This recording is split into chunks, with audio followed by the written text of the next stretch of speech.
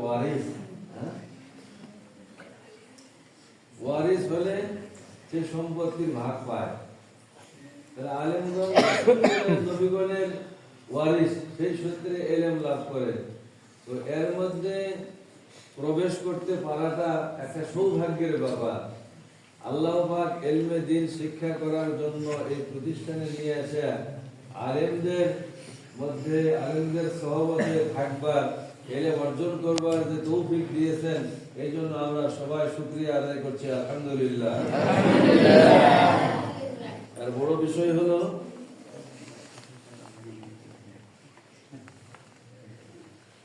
একটা বিষয় হলো আমরা আলহামদুলিল্লাহ বলে শুধু শুকরিয়া আদায় করলাম, এতটুকুতে শুকরিয়া হয় না।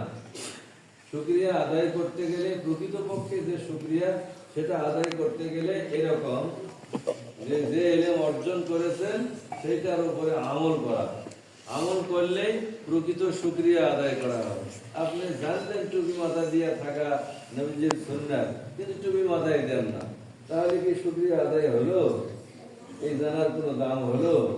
দাম হলো না। এই জন্য আমরা যে ইলম শিখি, সেই ইলমের উপরে আমরা আমল করব।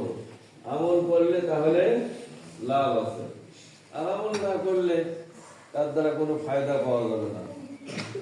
এই জন্য একটা উদাহরণ দেওয়া হয়েছে হাদিসের মধ্যে, যে মণি মুক্তা খুব দামি জিনিস, এগুলা গুণীজন খুব কয়ার ও কদর করে। তো মণি মুক্তা এগুলার দাম বেশি, এগুলা যদি শুকরের গলায় পরায় দেওয়া হয়, শুকরের চেহারা কিরকম? এই শুকরের গলায় মণি মুক্তার মালা, স্বর্ণের মালা যদি পরায় দেওয়া হয়, তাহলে কোনো দাম নেই। তো যে অমনোযোগী, এলেম অর্জন করে আগ্রহী নয়, তাকে জোর করে এলেম দেওয়াটাও ওই রকম।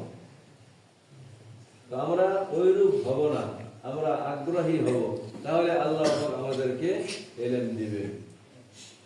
আর এলেম থাকলে তার মর্যাদা অনেক। একটা জিনিস জানা রাখবেন, একজন যদি কোটি টাকার মালিক হয়, এই কোটি টাকা, 1 কোটি টাকা নিয়ে রাত্রিবেলায় যাতে ভয় হয়। ভয় হয় কিনা? কে বেড়াছে কেড়ে দেয়, কেড়ে দিলে সব গেল, একবার এক সিগ্নল দিয়ে ব্যবসা করে দেবে, হাটফেল করে মারা যাবে। 1 লাখ টাকা, 1 কোটি টাকা, সব হেরে গেল। তাহলে টাকা চুরি হওয়ার ভয় আছে, সম্পদ